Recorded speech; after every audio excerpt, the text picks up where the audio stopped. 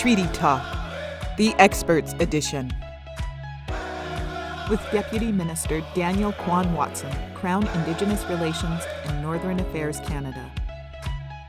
My name is Daniel Kwan Watson, and I'm the Deputy Minister of Crown Indigenous Relations and Northern Affairs Canada.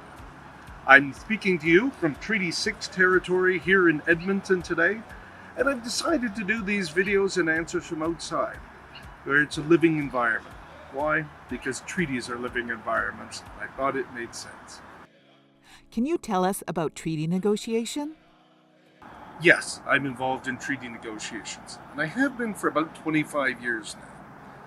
If you're doing negotiations well, your most important skill for the whole process is listening. The second most important one is hearing, and the third most important one is understanding. That's the most important three things that you can do in negotiations. Yes, you're going to have to explain things to people.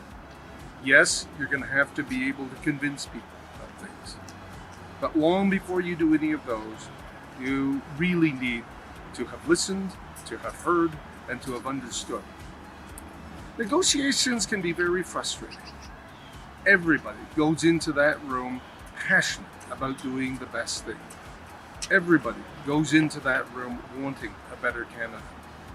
But you also go into that room with very different histories, very different hopes for the future sometimes, and a very different understanding of how to get there. Why are modern treaties important? If you don't understand who is responsible for what, if you don't understand what your own responsibilities are, then it's very difficult to succeed. If you want to know how to deal with environmental protection in the context of the Crown's relationship with Indigenous peoples, if you want to know who can deal with child and family services issues, if you want to know who can deal with fisheries issues, if you want to make sure that the right people are making the right decisions, that we're not just carrying on decisions that didn't work for 150 years, you need to know the answers. And those answers so often come from modern treaties.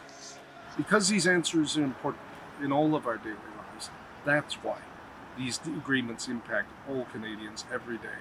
Again, this is not just about Indigenous peoples, this is about every Canadian. What role does the federal government play? If you go back historically, the federal government was the only government that actually entered into treaties. That's the way the numbered treaties work. But as time went on, as it became clear that treaties needed to deal with education, needed to deal with social services, needed to deal with forestry management, needed to deal with so many different topics. In order to make them work, provinces and territories needed to be involved as well.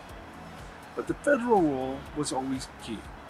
Federal government is the only government under our Constitution that has the constitutional responsibility for the relationship it has with Indigenous peoples. We bring a primary responsibility for the Crown on behalf of all Canadians to make sure that we engage honorably, to make sure that all of our duties are fulfilled, and to make sure that we have the types of conversation that will set the future for reconciliation, that will set the future for a respectful relationship, and to make sure that we will all succeed together. Why is implementation important? And what's important to remember about treaties is it's not a list of things to do by Tuesday. It's about how to live together. Not just us, but our children, our grandchildren, and our great-grandchildren, and many generations beyond that. It's about how we're going to show each other respect. It's about how we see each other. It's about how we respect the way we govern ourselves in different contexts. Now, this is something that you don't just do on one day. This is something that you remember in 1,000 different things. It's always about the respect for how we agreed to work with each other, and it's always about the respect for the reconciliation of the Crown's assertion of sovereignty and the prior existence of Indigenous peoples in this country that we call Canada.